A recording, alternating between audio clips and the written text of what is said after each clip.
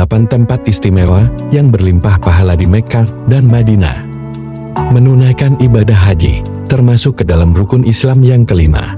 Artinya setiap muslim wajib melaksanakan ibadah haji untuk menyempurnakan keislamannya. Namun, berbeda dengan rukun Islam poin pertama hingga keempat. Ibadah haji hanya diwajibkan bagi mereka yang mampu. Kata mampu dalam ibadah haji artinya bukan hanya soal kemampuan secara material, melainkan juga kemampuan secara lahir dan batin. Namun demikian, hal tersebut tidak menghalangi keinginan setiap muslim untuk menunaikan ibadah haji.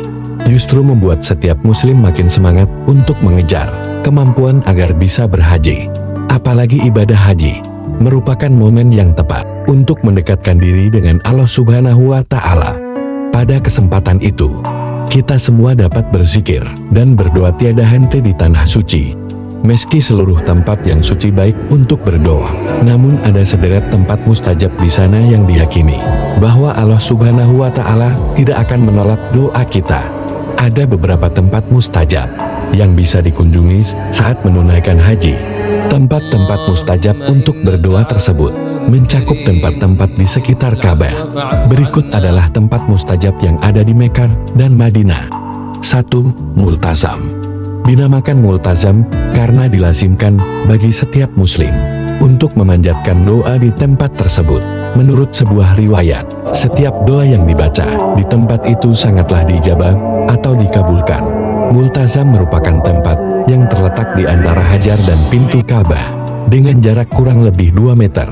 Hajar Aswad adalah batu hitam yang terletak di salah satu sudut Ka'bah, tepatnya di rukun Yamani. Disunnahkan berdoa sambil menempelkan tangan, dada, dan pipi ke multazam sesuai dengan hadis Nabi yang diriwayatkan oleh Ibnu Majah dan Abdullah bin Amr bin Al-As. 2. Hijr Ismail.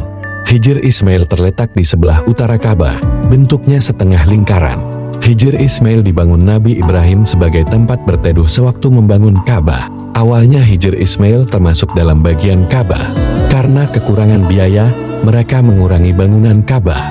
Hijr Ismail ini menjadi salah satu tempat favorit jamaah haji untuk dikunjungi, sebab lokasi ini adalah salah satu tempat mustajab untuk berdoa dan dianjurkan melakukan sholat sunnah di sana. 3. Rukun Yamani. Rukun Yamani memiliki tinggi kurang lebih 10,25 meter yang terletak di sisi barat daya Ka'bah, tepatnya sebelum Hajar Aswad dari arah dilakukan tawaf. Bagian-bagian Ka'bah ini dinamakan Rukun Yamani karena berada menatap ke arah Yaman. Ketika berada di Rukun Yamani, kita dianjurkan untuk mengusapnya. Diriwayatkan dari Abdullah bin Ubaid bin Umari dari ayahnya, ia berkata, sesungguhnya Ibnu Umar pernah berebut berdesak-desakan untuk mendekati 2 rukun Hajar Aswad dan Rukun Yamani. Sebelumnya aku tidak pernah melihat seorang pun sahabat Nabi yang berdesakan seperti itu. Lantas aku berucap, wahai Abdurrahman, mengapa engkau mendekati 2 rukun dengan berdesak-desakan seperti itu? Beliau menjawab, aku melakukannya karena mendengar Rasulullah Shallallahu Alaihi Wasallam bersabda, sesungguhnya mengusap Hajar Aswad dan Rukun Yamani bisa menghapus dosa. 4. Makam Nabi Ibrahim.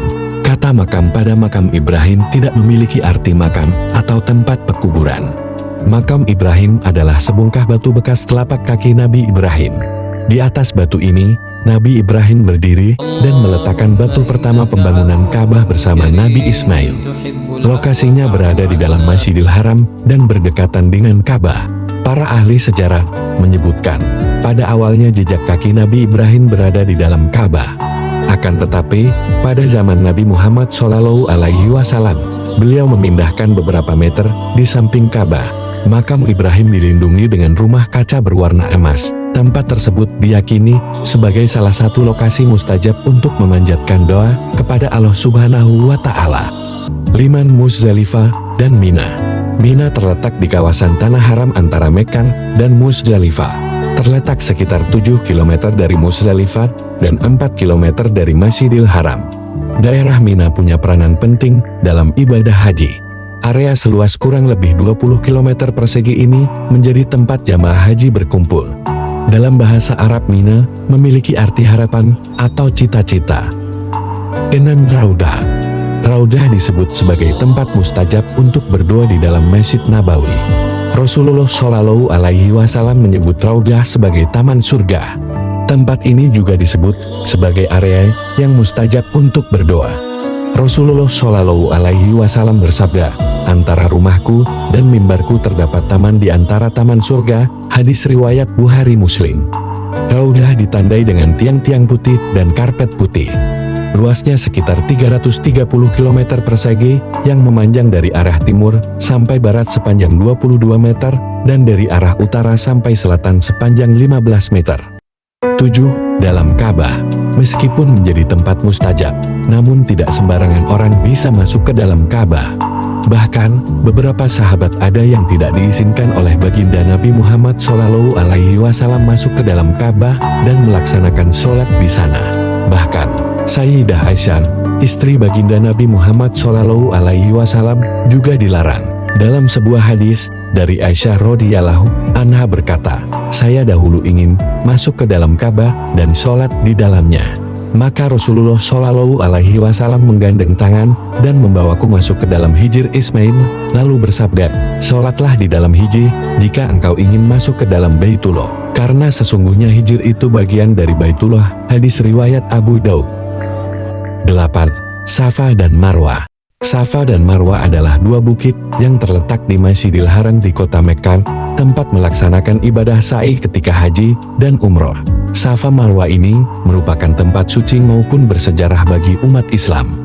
Kedua bukit tersebut erat kaitannya dengan sejarah Siti Hajar, istri Nabi Ibrahim, ketika berlari-lari mencari air untuk bayi Nabi Ismail.